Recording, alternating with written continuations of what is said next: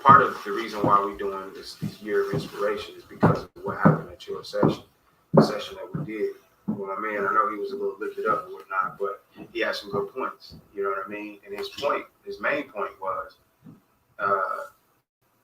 how do you inspire somebody that has nothing to do with it?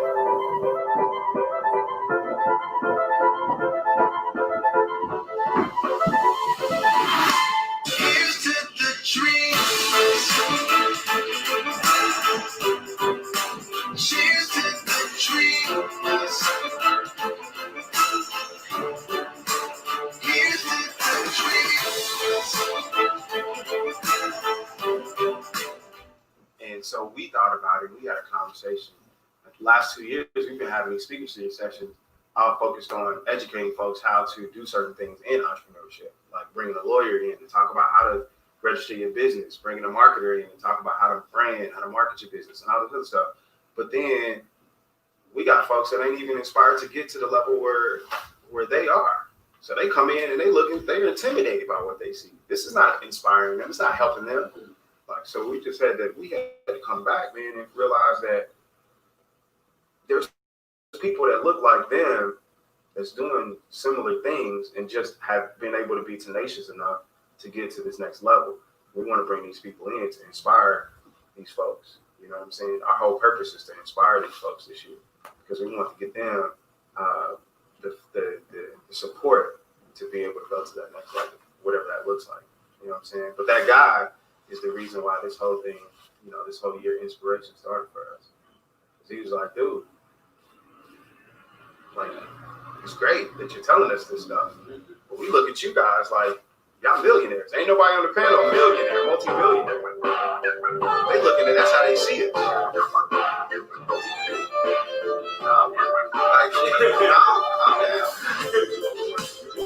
This is the time that I make my own mind. Reach up my hands and pull down the sky. What up? What's up, good people?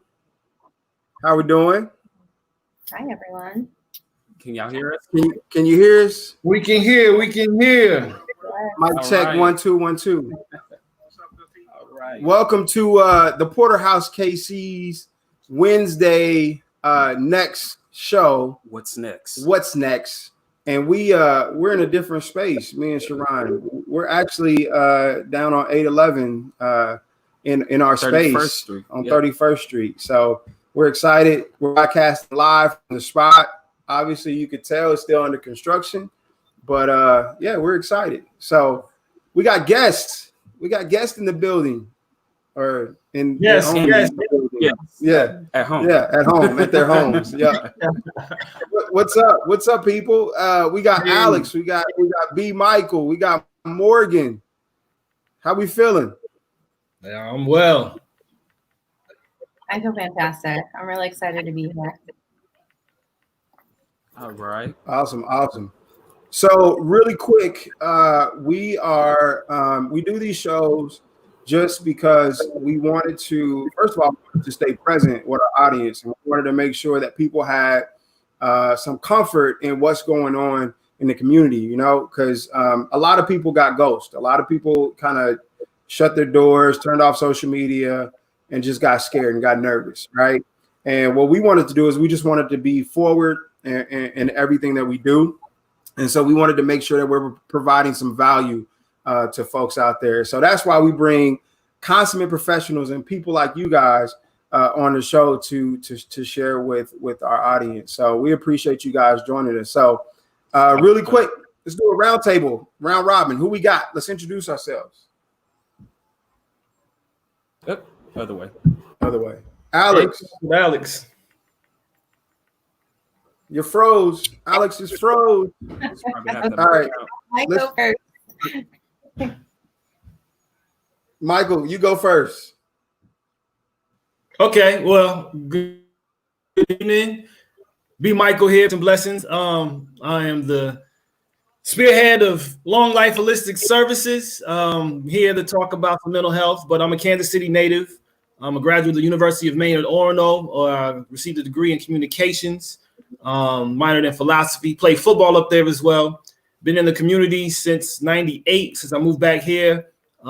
Just really focused on, holism and that, spirit, soul, and body. Also got some other engagements I'm in the community with as well. Got some new ventures that we're really launching as well with some other brothers that I'm working with in the community.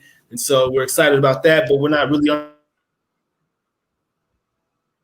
it. But there's some things we got in a talk show that comes on Mondays, first and third Mondays on KUAW local radio station called Shifting Paradigms from 6 to 7 p.m. That's on Facebook Live and also YouTube. Man, just, a humble servant for the community. No doubt.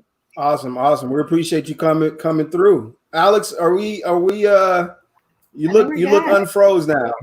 There you go. I'm Alex McAnderson. I'm the owner of Villalobos Vitality. So I'm a mindful leadership coach. I'm also a Reiki master teacher. My business is just really reminding people of the purpose of their life through the connection of mind, body, and spirit. So different modalities, whether that is yoga, whether that is meditation, but really taking that journey within and providing, especially corporations with corporate wellness and learning how to navigate that mindfulness space. Awesome. Right. Well, thank you again. Thank you for coming. And we got, look who's down there. Morgan. What's up, Morgan? Hey guys, good evening to everyone out there. Tonight I am your local food business librarian. Food has been touching our lives in a really important way since the stay-at-home orders, and I have stopped saying I'm the food librarian, but I think it's time again. Like, let's talk about food and the importance of that in not only in our neighborhoods, but in our larger communities, and how much better every conversation would go if we were breaking bread before we started it. That's awesome. I love that. Dope. No doubt. I guess I'm next. Yeah, you next. Go ahead. All right. What's up, everybody? My name is Sharon Thompson, the other co-founder of the Porterhouse KC in the house. Gang. Yeah. So, it should be good tonight. I need some help with some mental health or mental awareness, some ideas of what are practices, what I should be doing to relieve stress and all that stuff, that good stuff. I need it. I know Mr. Long, he got it going on tonight, so I know he knows some tips for me. Awesome. And I'm Dan Smith, the other co-founder of the Porterhouse KC. We started this organization about 4 years ago to our goal is to help bridge gaps between the entrepreneurs in our communities, the community that we come from, and the resources that are out there. And we dove in a little deeper. And so we got this space that we're building out and we're making work. If you want to know more about what we do, just go to theporterhousekc.com and check that out. We won't have to talk too much on about all that. social media platforms. So let's do some shout outs. Oh yeah. Let's do some shout outs. We like to give flowers to folks that are doing some really great things in the community. Sharon, I know you already got a list of folks that you want to shout out. So who you got?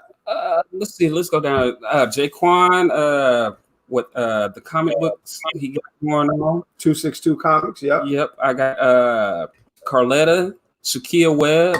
I got let's see. I wanted my wife, Lauren Thompson. She's doing some big things. Let's see, Casey, where you at?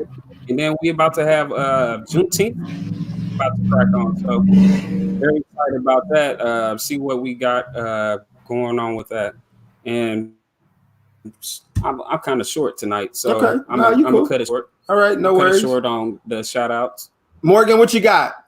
Take yourself off mute. Oh, I got a good one. Sorry, there's a giant dog behind me. I want to shout out Rachel at Iron District and Hurston and Kiona, because man, they let me be a part of some conversations in the last couple of days that took my week from being overwhelming to inspiring.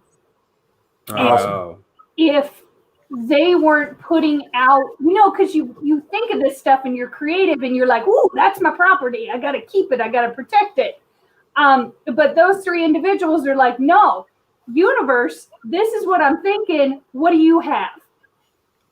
And some connections happened, some collisions happened, and I went from going, I don't know how I'm going to make it through with the 48 hours I've got ahead of me to I'm going to make this 48 hours work for me. And it was because they shared with me, and I needed that. So shout out to the three of those folks. All great people. We love those folks. Alex, who you got? Got some shout outs?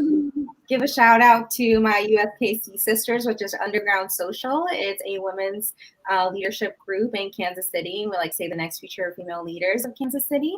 I want to give them a shout out, and also the Big Shifts Foundation, which I'm a part of the board. And Big Shift Foundation really helps bring wellness into people the ages between 7 and 30, especially urban communities, and teaching them the 4 quadrants of wellness and understanding wellness from a holistic view, and not just, okay, you got to eat right and you got to sleep and that's it, but really taking all of the psychospirit.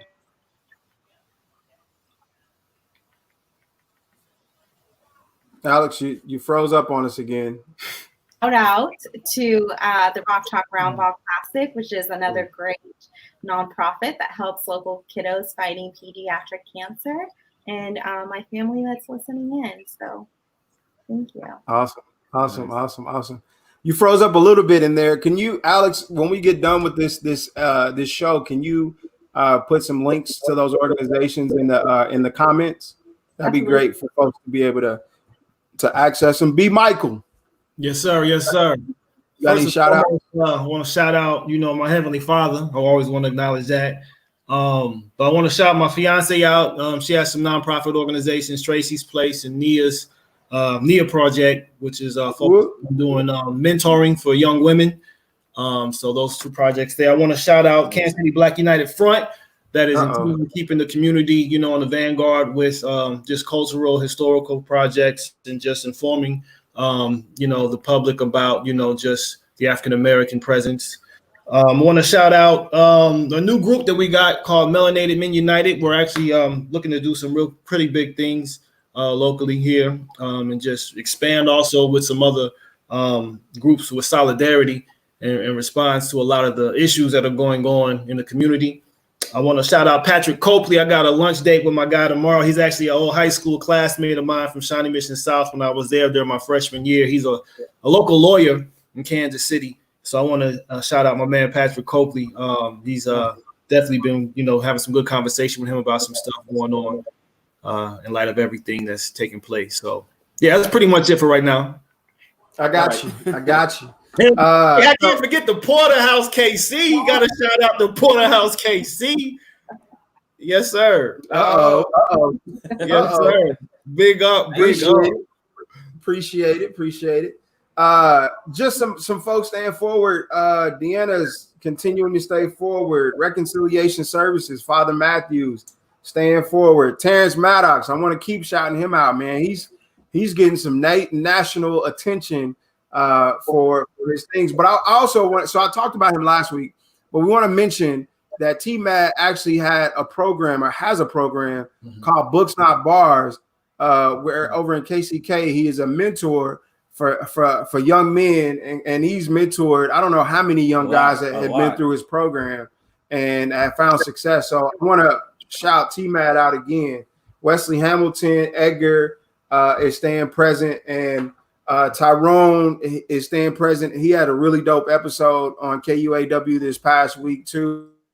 So I want to shout out Tyrone Gathers, who was a guest of ours as well. And I want to shout out the Globe. I got the Globe, and it's got a lot of good information on here about, the protest and what happened with George Floyd and just a lot of stuff. So I want to shout out the Globe because they're staying present too. and I appreciate them. And they actually came back out probably about a couple weeks ago, maybe a month ago, that they started printing again and distributing. So I just wanted to shout those folks out. So if you're watching, tap in, click, just say hi that I'm here watching. Or if you have a comment or question, definitely leave that in the comments. I want to get to the conversation at hand. So Alex and Michael, Michael, what were we looking at doing before COVID?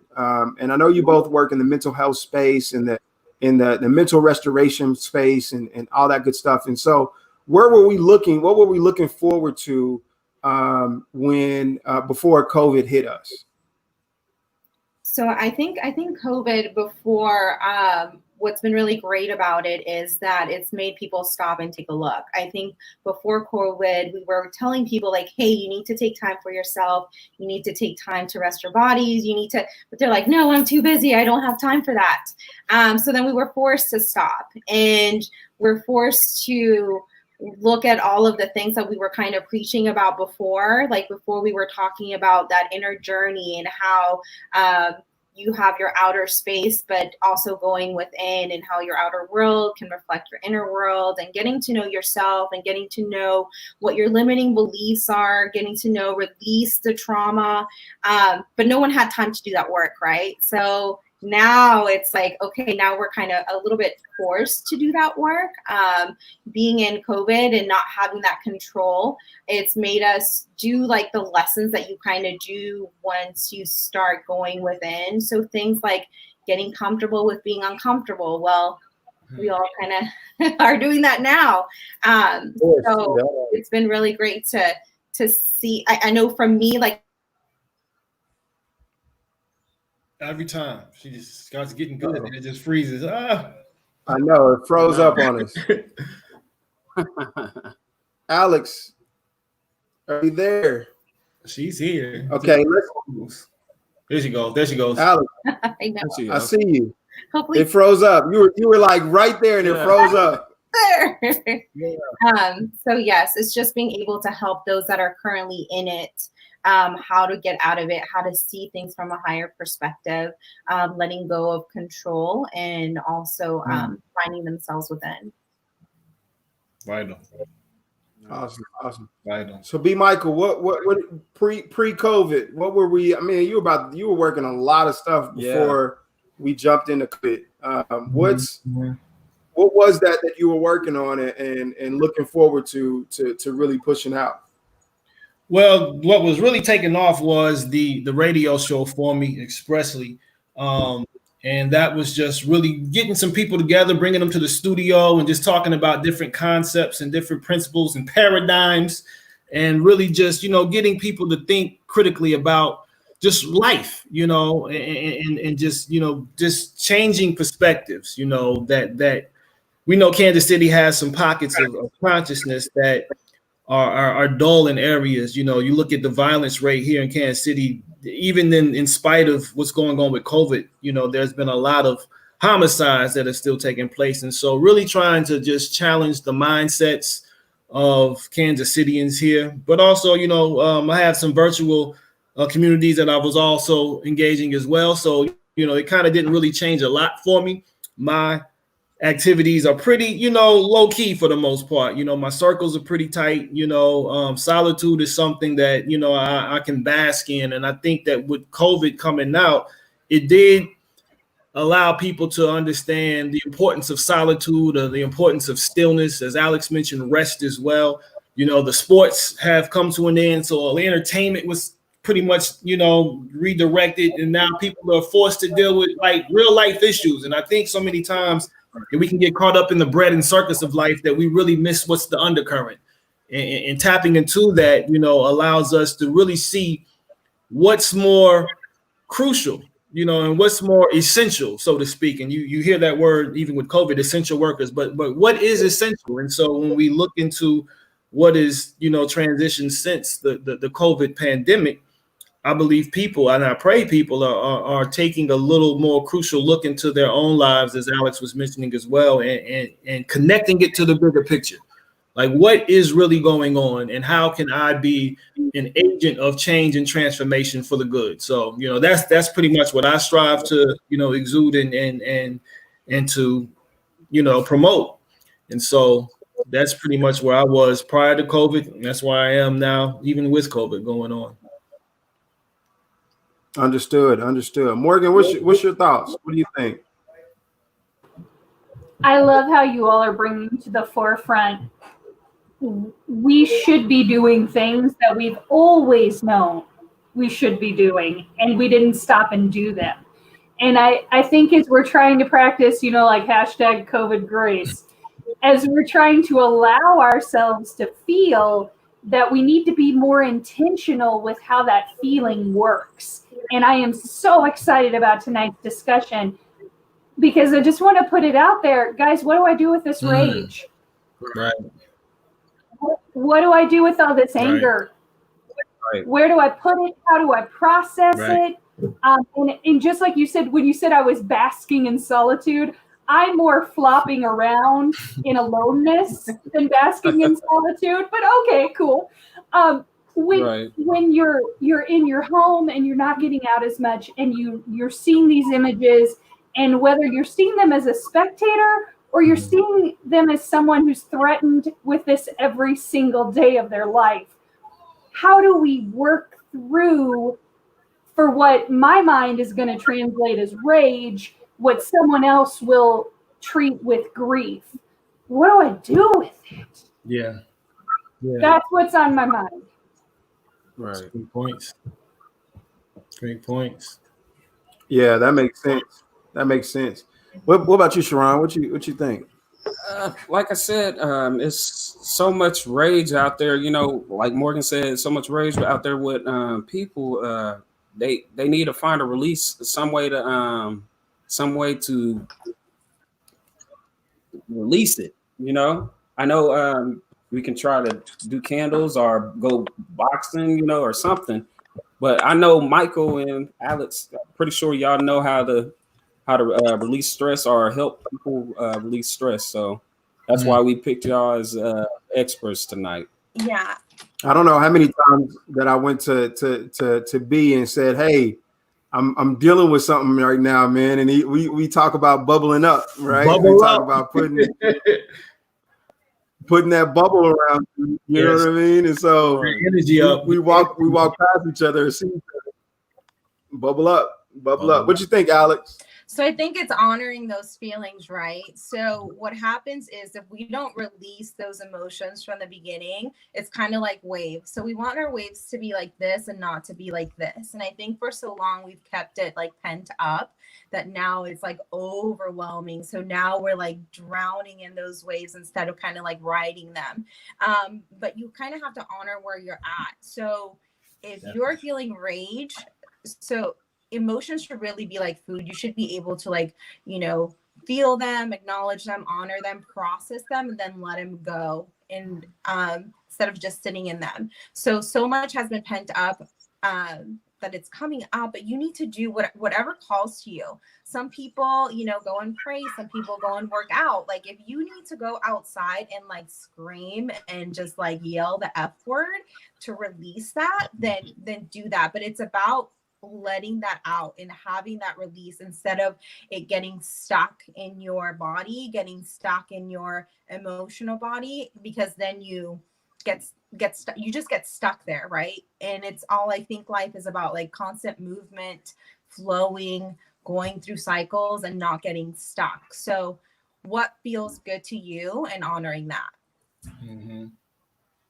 Yeah, that's awesome. So yeah, that's kind of along the same lines of or is in a different term, really, I mean, just admitting. A lot of people don't know how to admit that they are kind of in a rut or in a stuck space. Especially, you think about entrepreneurs that are steadily trying to push and press and press and press and press, and throughout the wins and losses, and now being there's maybe more losses than wins at this point. Especially if you're a newer entrepreneur, new small business owner too. Right. How do you channel those? How do you how do you open up first and acknowledge it to be able to express and get through it, you know? Right. What do you think, B? I mean, that's the biggest thing. Your emotions are like a thermostat, really, or a thermometer. They get a temperature of what you're experiencing in life, right? So when you are going through highs and lows and understanding first that everything is energy, you have to be able to be attuned to what you're experiencing. And the emotions are what connects you to that, right? So when you're feeling rage, when you're feeling grief, when you're feeling frustration, those have to be, as Alex said, acknowledged. We got to recognize that first and foremost, and then we have to find ways to work through that, right? So outlets are important, you know. So let's take with this George Floyd issue, protest. That was a outlet for millions of people, right? And so fortunately, they got infiltrated and it turned, you know, more into violent protests. But initially, when you looked at that, it was just that outpouring of emotion, raw emotion, which is necessary to cultivate and but also to channel and to get out. So we have to find ways to go about, you know, releasing that stuff as well. So writing is big for me. I love to write.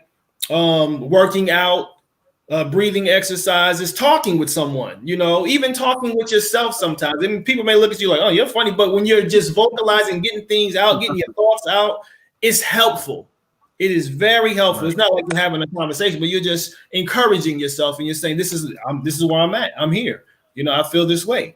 And so you're acknowledging it, you're accepting it, you know, and then you are seeking to address it. And so those are essential to really getting to a healthy well-being in terms of mentally, because what we do so many times is we suppress stuff. That's not why, you know, how you doing today? I'm good. But inside we're not. And so when you're dealing with this duality, that's going to create a dis-ease, you know, an illness, a misalignment. And so this is how we have to get back to an alignment. You know, be honest with your feelings. That is so important. Be honest with yourself. Be honest with your feelings, and articulate it as such. Because when you say that, it'll be amazing the response you'll get, because you may have someone who's like, I feel that same way, and then you start conversing about it, and boom, now you're like, man, I feel so much better. It's a release. Yeah. So yeah, man. I mean, you know, it's big to just be honest with your emotional state of being, where you are, and then dealing with it and moving forward. So the limbic part of the brain. So Morgan.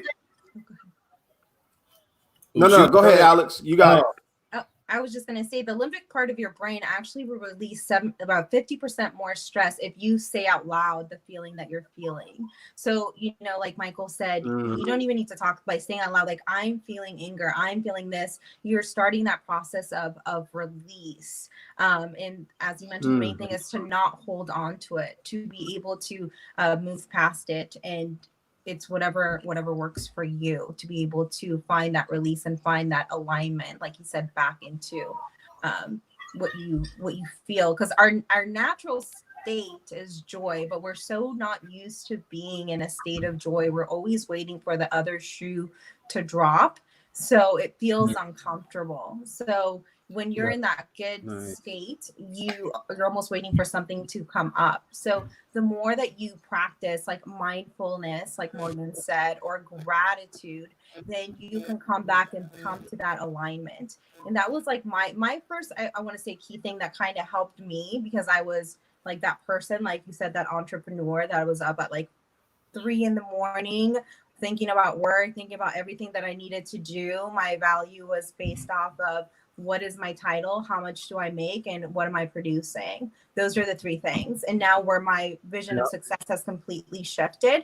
But I remember the first thing that kind of hit home for me was being in a state of gratitude. Like, you can't be stressed and grateful at the same time. So when I started to be really stressed, my brain would be like, okay, what can I be grateful for? And at first, you know, it was very like, okay, I'm grateful for my house and I'm grateful for my family. But the more that you do it and the more that you practice, the more that that gratitude will evolve to where you start really living in that place of gratitude. That's huge. That Yeah. is huge. Right. Morgan, I was going to say, we probably should have told some folks to actually bring pen and paper to actually start writing some of these things down, man. Because right now, this is like some gems that folks are getting. So you know, if you are watching, take your phones or whatever you're watching on with you, grab a pen and some paper, and write some of these things down because it makes sense and it matters to everything, to the discussion. My wife tuned in. She's tuned in. She said you can't be stressed and grateful at the same time.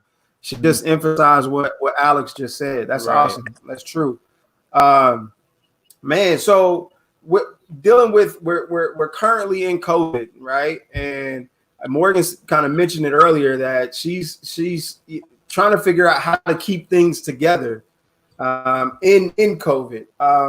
Can you guys like share like kind of your perspectives of what you felt when we first hit, and kind of how you are using your tools to help you get and stay channeled into your businesses and things like that? Well, first of all, before you answer that question, let me just acknowledge the folks that have commented so far. We had Jay Allen said he shouted out Michael Long. We had Coley Williams with Chess Inc., our partner organization. He tapped in. Michael Corkland tapped in. Amy Fisher, good to see Dan and Sharon in the same place. Absolutely. Yeah. Yeah, Cynthia, she's at the lake tuning in, watching us. And my wife and Michael doubled down on that statement. You can't be stressed and grateful at the same time.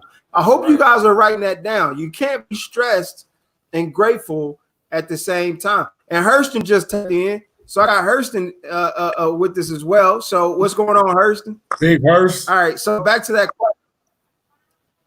question. So how do you or what was your perspective on this when COVID first hit, like that emotional feel?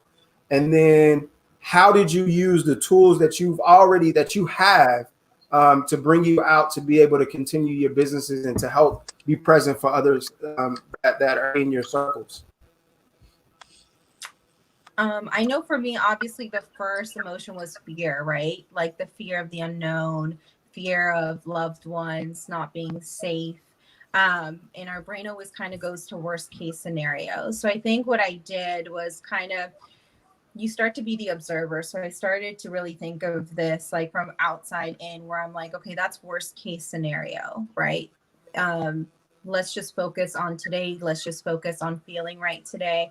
And I kind of had to shift everything because we start to realize we're all, because of COVID, we're literally on this constant fight or flight. So it affects our immune system. It affects our nervous system. So we're all tired. Like we are really, really tired. And we need to honor that. So we need to rest. So what I started to notice is I was just tired all the time, but I was still trying to push through and just have as many Zoom calls, continue to have all my sessions, continue to like network. And finally it was like, no, my body was like, no, you need to take time for you. You need to like relax. You need to, if you don't feel like getting out of, this is an extreme too, but getting out of bed today and just staying in bed, reading, replying to emails in bed, then do that, so like really shifting and knowing that you're worth that time and you're worth that inner peace, and kind of weaving that into your business, weaving that into your everyday, because we think that it's like these two separate duality things that you need to do this or that, but this is something that needs to almost be like brushing your teeth, right? Taking time for yourself, taking that time to reconnect, to tap into what you is just as essential as having good breath. I just want to say that Amy just called Morgan out. Where's she at? Morgan out. Morgan, what Alex is saying. Did you got your notepad? You got your notepad, Morgan? That's hilarious. That's a good friend though, because a good friend is going to push you and tell you those things and not be like, yeah, you're great. Everything's great. They're going to challenge you to take care of yourself. So that's some good people. 100%. Yeah. Michael, what you think? A big part of my business is about information. You know, I'm an information broker as well. I like to, share information. And so one thing I did though was just look at historical precedent when this pandemic came out. And you compare it with other diseases such as the flu, and you look at the contraction rate and also the mortality rate.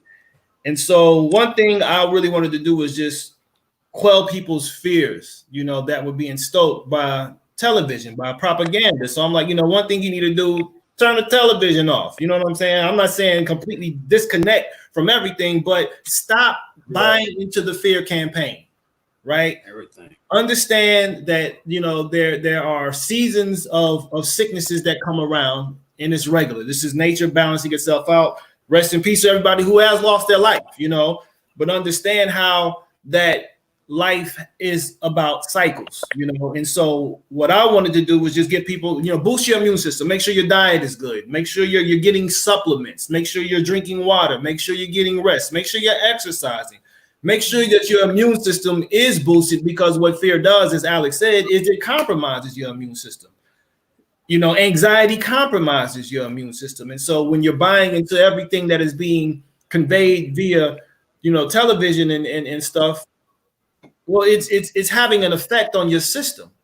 And so my whole promotion was to, guard that, protect your breath, number one, because this is a respiratory disease. So make sure your breathing is right. We got to get the full respirations, not just a short breath from, your chest up. You got to fill your belly all the way up to your head if possible, and so you want to get the full respiration.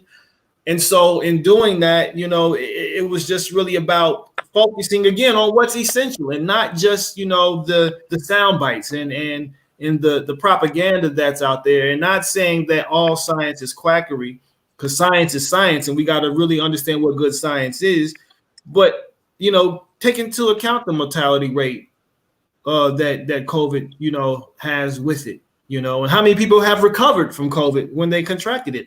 How many people have in fact not contracted COVID as opposed to those who have?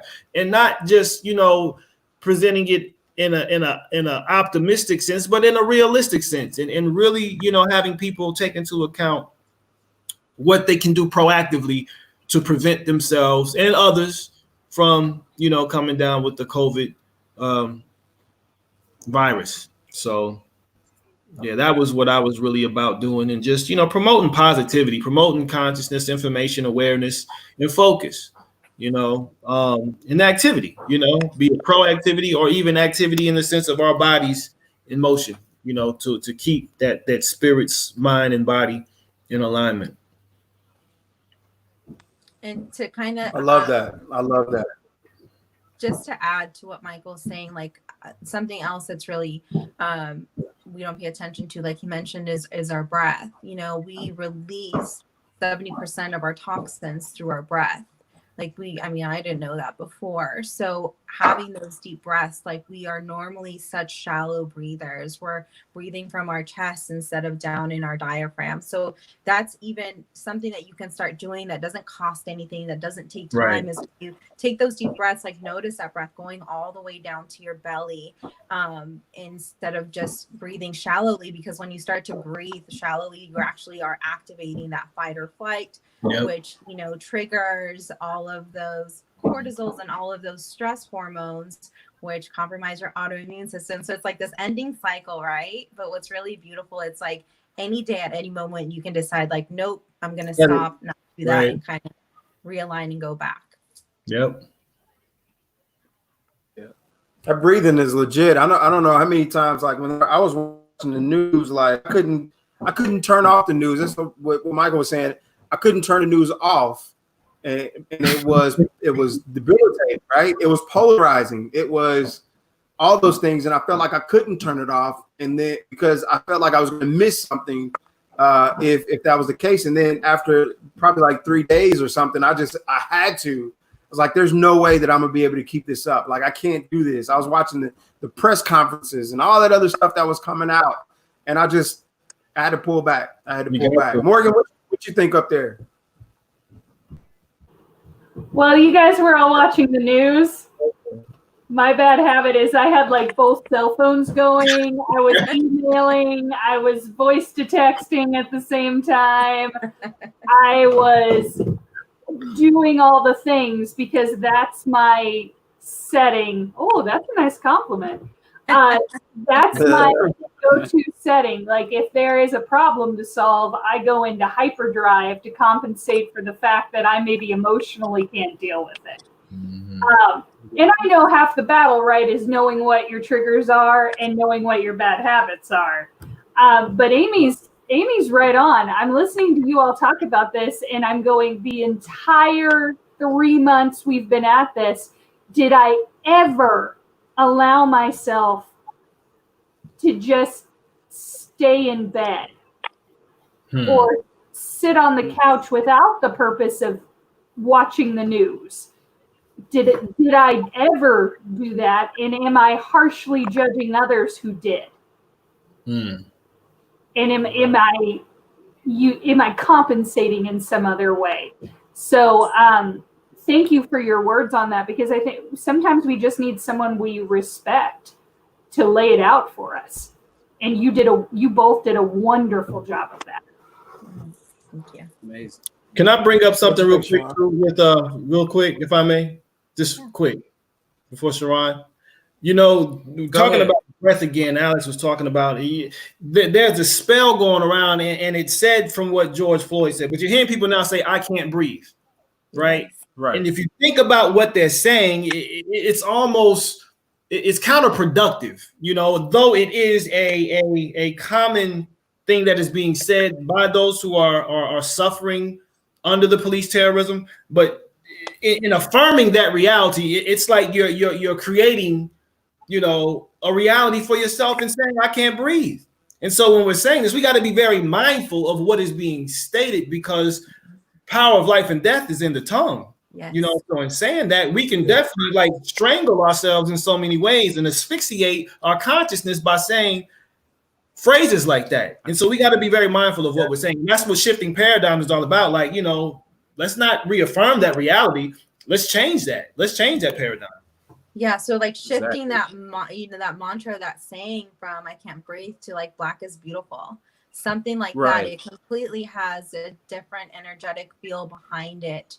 And it's something that, can shift for people as they say it versus saying, I can't breathe. Like Michael said, I think that's really important to state. Like, there is so much power behind your words. And I think, Dan, you and I had that conversation before, how important it is for you to, if it's something that's going to pass, that it's not who you are, you say like, I'm feeling this, because you're not owning it. You know that this is something that's gonna go. When you say I am, like those are two of the most powerful words. When you say I am, you have to be mindful about the words that come behind it, because you're owning it. You're saying that's who I am. So I am love. I am an open heart. I am abundance. I am perfect health. Then you're owning those things. Versus like, I'm feeling tired, I'm feeling overwhelmed, because your body doesn't know the difference between what you're telling it is and what's actually going on. So positive equals positive. I always said positive equals positive, and then my wife always says everything you speak it into existence. So we always live by that model anyways. And we just blessed, that we are always positive and keep positive people around in our circles. So you guys are right on with that. I want to put out there, because I was watching on Amazon, it was a free rental, Just Mercy. So I wanted everybody to check that out too. It's an amazing movie. Sean Edwards, he was on our last show, and he brought it to my attention and Dan's attention. He brought it out to us when it first came out, but we never went to go see it. But I saw it not too long ago, and it was really amazing. Yeah, very powerful. That was a really powerful movie. Yeah. And if you haven't gotten your notebook and pen yet, we got problems, right? Because again, we are talking like positive affirmations. Yeah. We're talking breathing techniques. We're talking how to disconnect. I mean, there's just so many gems that are being put out here.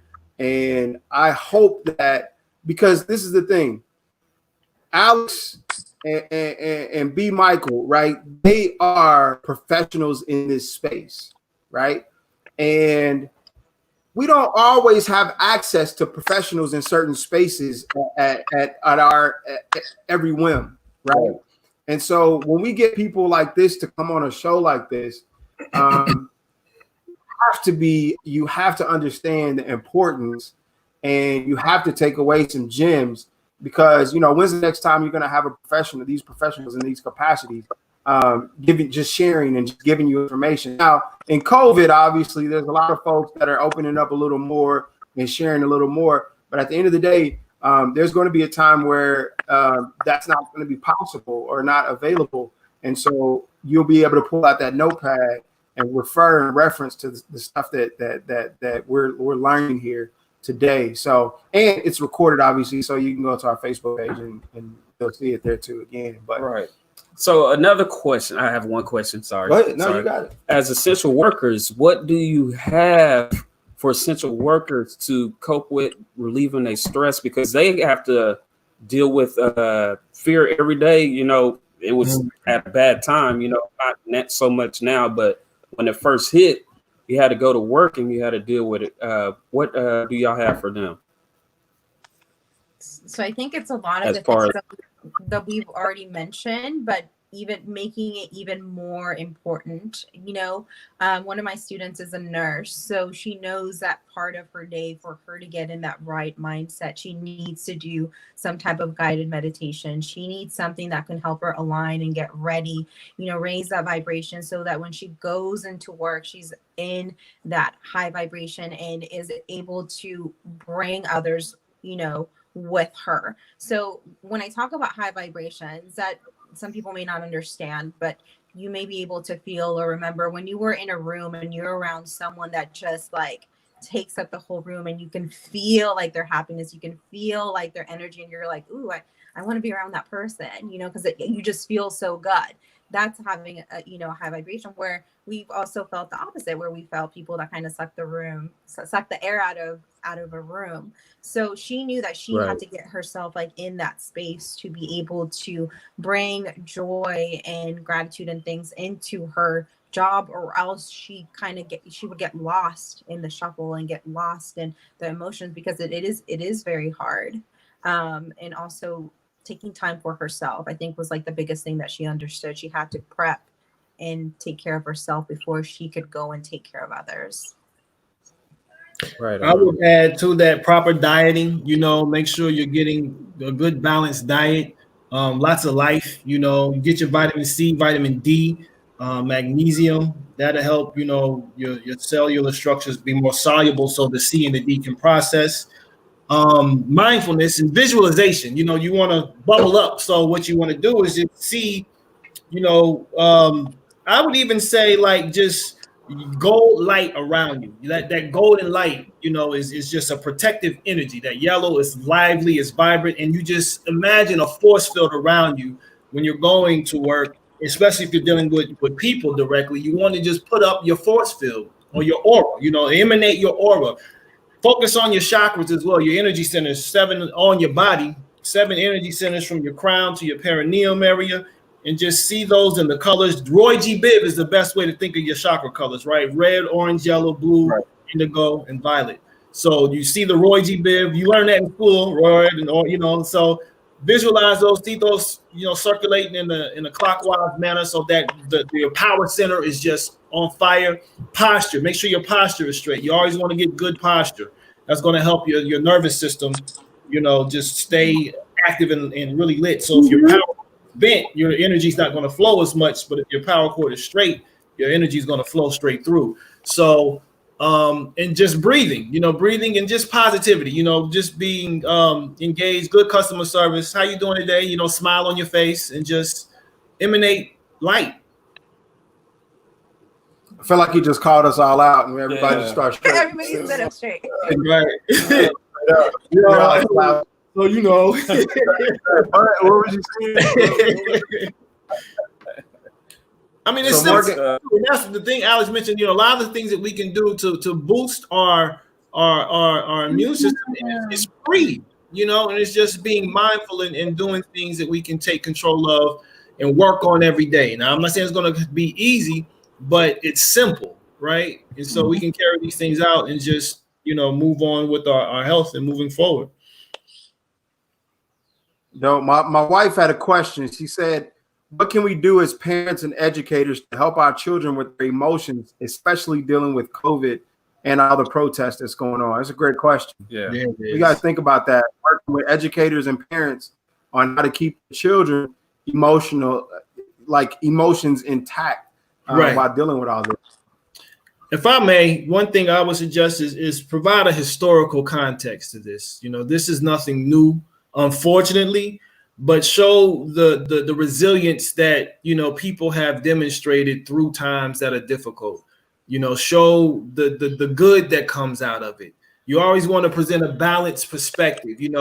This is what is. This is some of the issues that we're dealing with. But on the reverse side of it, this is how it has been dealt with. This is how it has been overcome. And this is how we've moved forward, right? And so you want to present that, and you want to encourage them to, just express what they're feeling, be it write it down, be it to communicate it verbally, and just really take note again of what it is they're experiencing and expressing that and getting it out for their wealth, for their health and their well-being.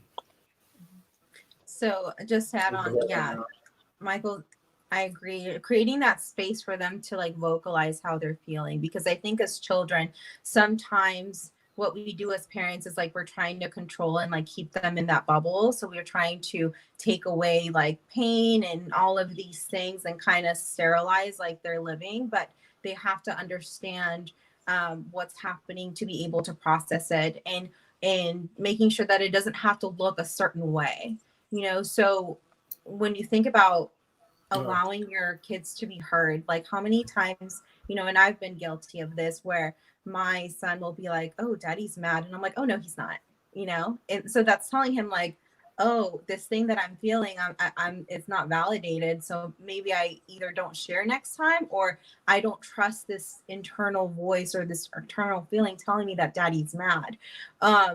Instead, being honest and vocalizing, oh yeah, daddy had a rough day today, so maybe he needs a little time out, that it's so acknowledging how they're feeling without trying to censor it, I think is the biggest thing, honoring where they're at.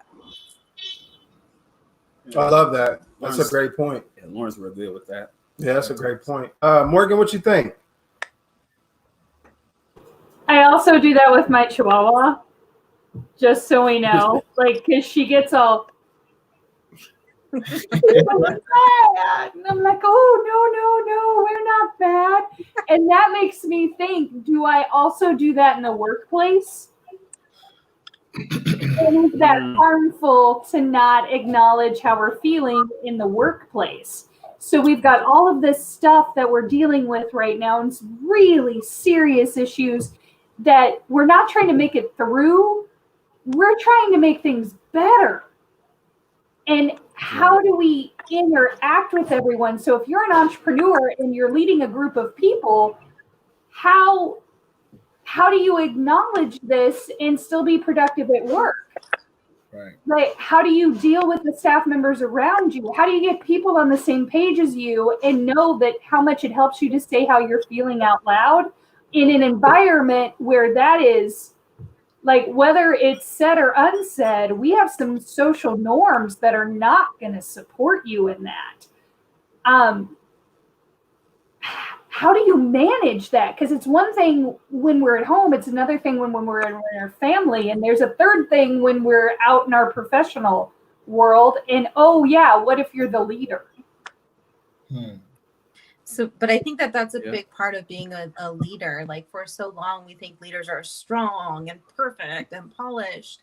And now we have people like Renee Brown, and we're understanding emotional intelligence is just as important. Like that vulnerability is a strength, that honoring like your emotions, you know, it doesn't mean it. And as you acknowledge these things, then it'll be like I mentioned, not these huge overwhelming ways, but these little things that, okay, hey guys, I just need to take 5 seconds to ground and shift. Then people are going to honor that. And then as you show up as your true and authentic self, then you're giving other people to show up as their true and authentic selves. And then you really start to shift the whole environment of where you're at.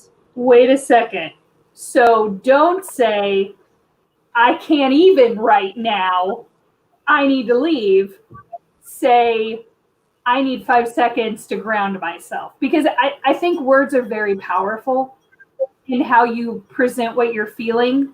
And sometimes what you're feeling isn't the problem. The problem is the perception of the people based on the words that you used.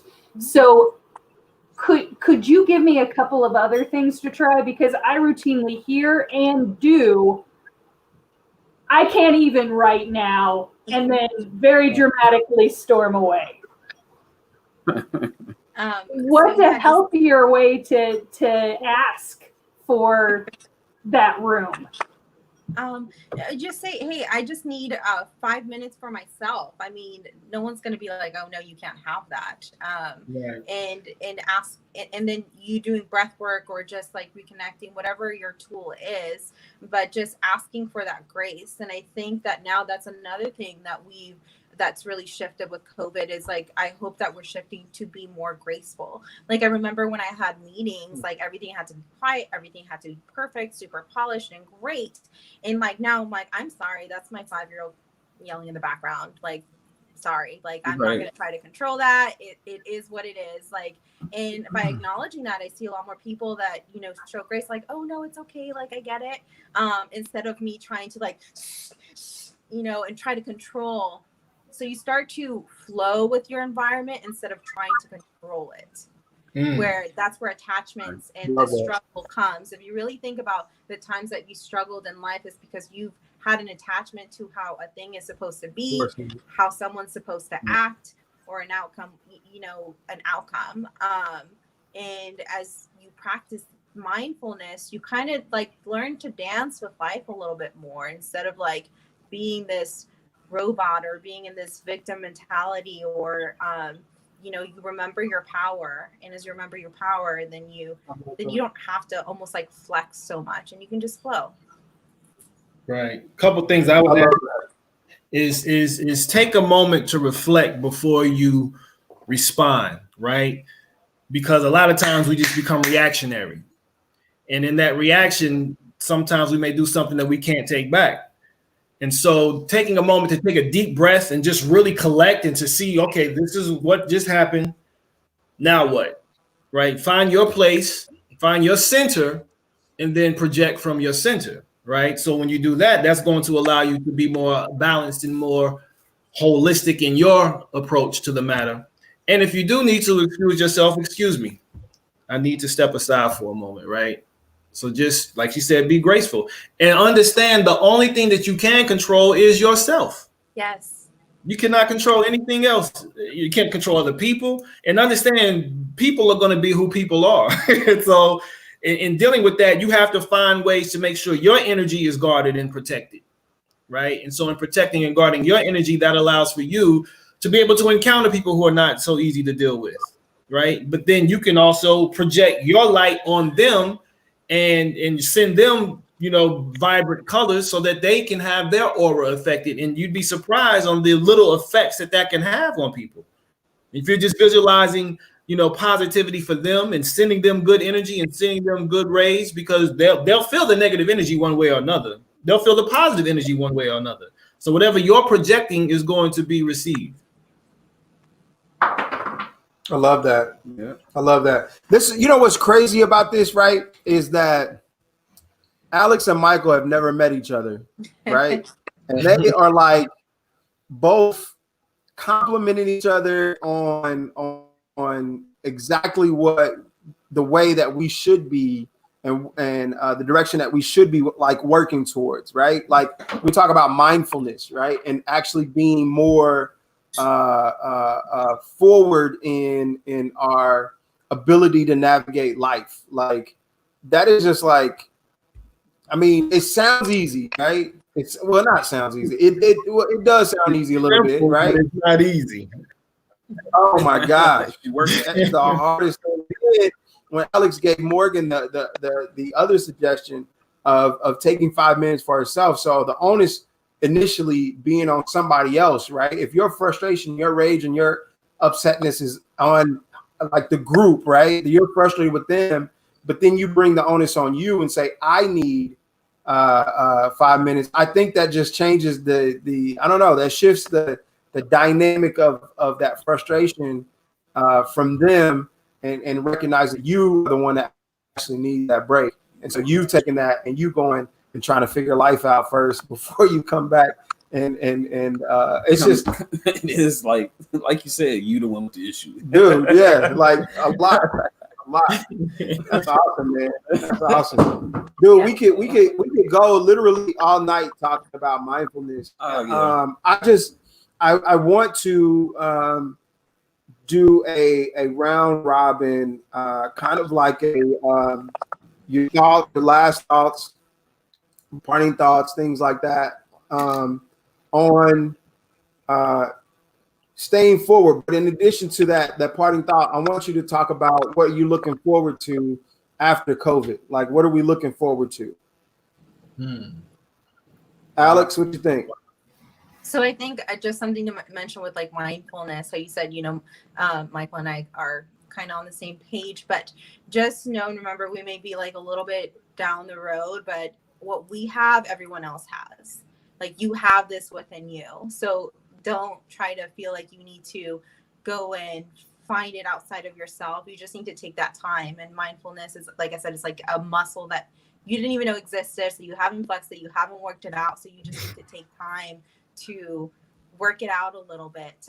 But what I really look forward to after COVID is I think that this is a great opportunity for us to come together, to be global citizens and not to just kind of be stuck in our little bubble, to find grace and feel like that we are all connected, that we're not going to go and move on to the next thing and to a greater earth unless we do it together. So I think that all of the things that are coming up are opportunities for us to shift and to, show each other that unconditional love, for us to evolve as humans and to just keep going. So I just look forward to I know for me personally, being able to have people in my studio, to be with clients again, to be able to, even though virtual is great, I think there's nothing like being in person and doing healing circles and just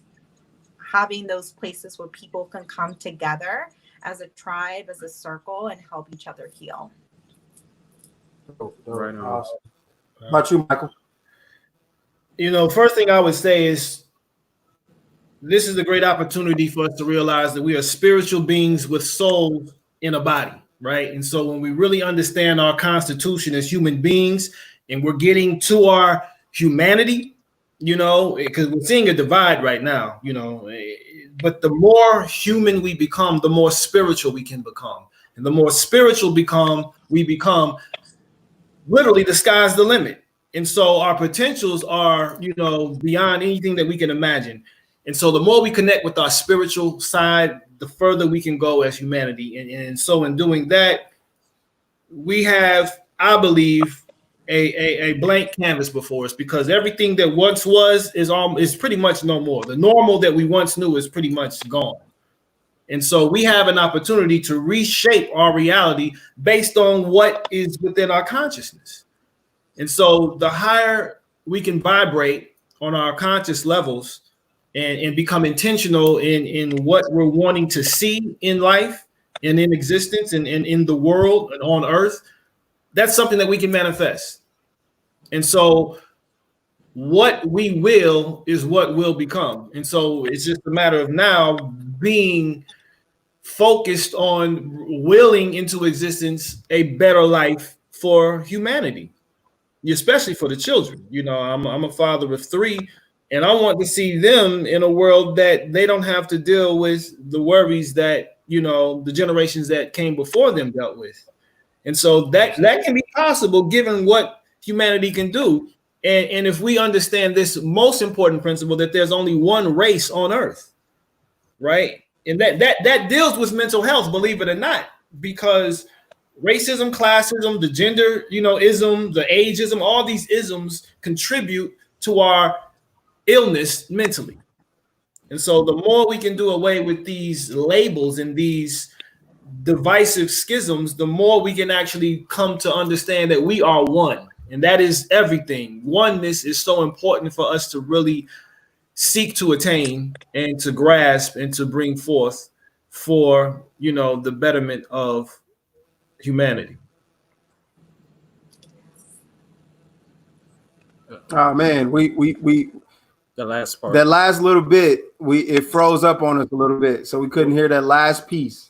I'll just say oneness. It's all about oneness. It's all about We got it. We got that. Good deal. What you think, Morgan? For anyone who doesn't know me that well yet, I actually have a degree in theater. And part of that training is being in control of your body and viewing your body, your voice, even your energy as a tool that you can manipulate to achieve whatever your goals are. And every freshman class, and I'm going to pick on 18-year-old white men for a minute. Every freshman class, we had a series of actors come through the door that had played Romeo 4 times in high school, and they chugged all the energy drinks because they really thought being effective on stage, which is just storytelling with your whole body, they thought the way to do that was to get as woo as possible.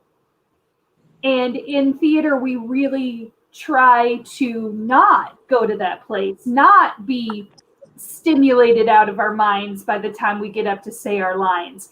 By centering and focusing and controlling our energy, and then pushing that energy out of our body. And I want everyone watching to understand that you have amazing amounts of power at your disposal. right. It's whether or not you can reach a place of calm and be able to use it. So Amy, who's been picking on me tonight, will also tell you I take terrible pregnant pauses every time I speak publicly. But within that pause, that's when you can read the room. Within that pause, that's where you place the emphasis on what you've said, is where you put that pause.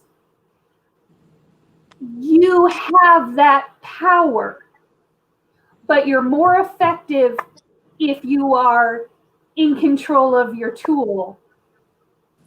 And that means you have to do what these wonderful people have told you. You have to practice mental hygiene so that you can access your power when you need it. Because overstimulated out of your mind and screaming is not when you want to make your move. You want to make your move with all of the focus and the control over your body as possible.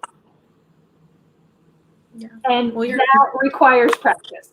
You have to practice that. Every time you are upset, every time you are agitated, practice taking control of your body. So that when you really need it, you can do it. Love that.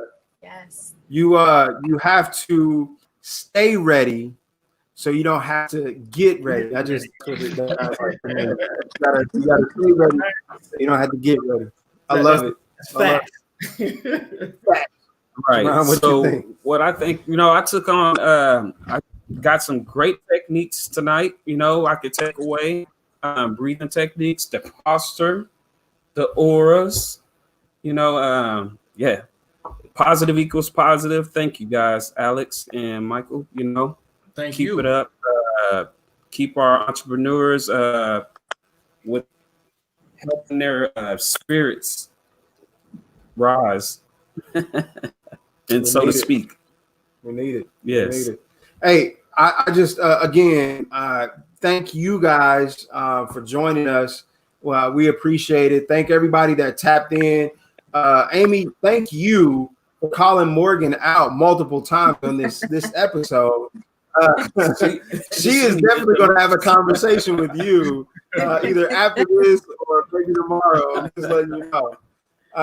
And thank everybody for tuning in.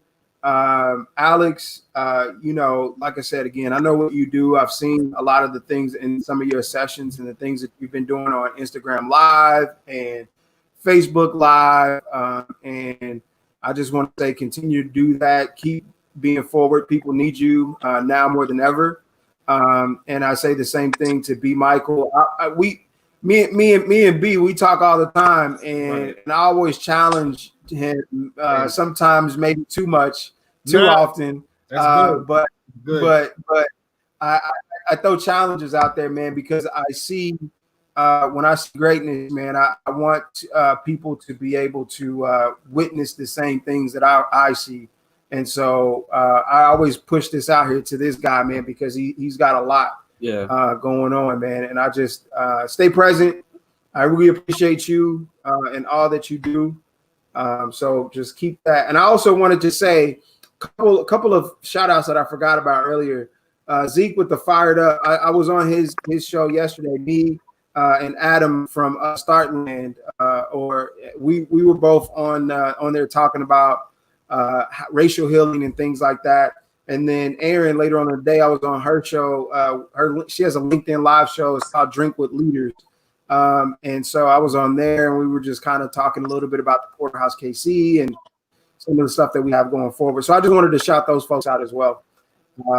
Share your contacts, your information, social media platforms, so everybody can reach out. Yep, put it in the comments. Alex, share those organizations that you talked about earlier. B, put your group information in there. So if there is somebody that wants to tap into the group from this conversation, do so. Exactly. That's all I got. Okay, Morgan, how do folks reach you again? Because I know Morgan does a really good job at putting the square out there. Right. I will drop my email right in the comments. Please reach out if you need something, even if it's not entrepreneurship related. I am a librarian, and it is a biological imperative that I connect you with the information that you are seeking. So if you got a question, drop it in the comments or email me later. I don't have it. Awesome. Alex, you want to?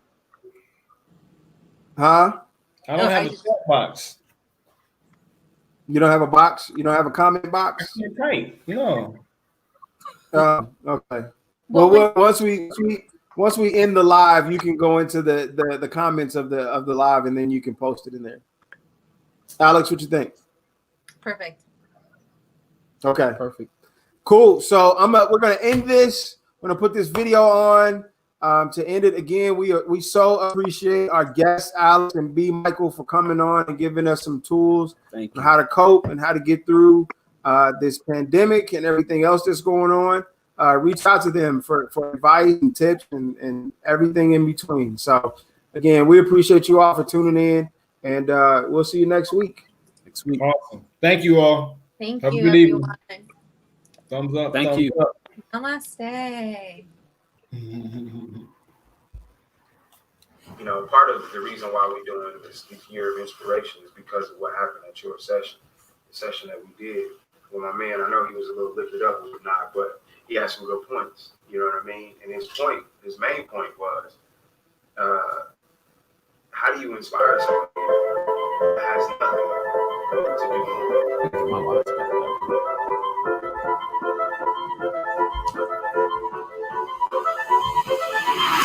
Here's to the dreams. Cheers to the dreamers. Here's to the dreamers.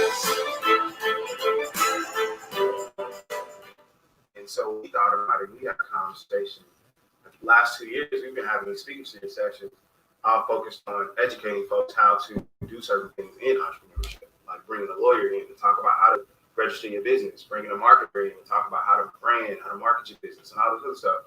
But then we got folks that ain't even inspired to get to the level where they are.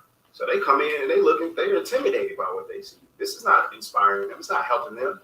Like, so we just had to come back, man, and realize that there's people that look like them that's doing similar things and just have been able to be tenacious enough to get to this next level. We want to bring these people in to inspire these folks. You know what I'm saying? Our whole purpose is to inspire these folks this year because we want to get them the support to be able to go to that next level, whatever that looks like. You know what I'm saying? But that guy is the reason why this thing, this whole year inspiration started for us. Because he was like, dude, like, it's great that you're telling us this stuff. But we look at you guys like, y'all millionaires. Ain't nobody on the panel millionaire, multi-millionaire. They looking at that's how they see it.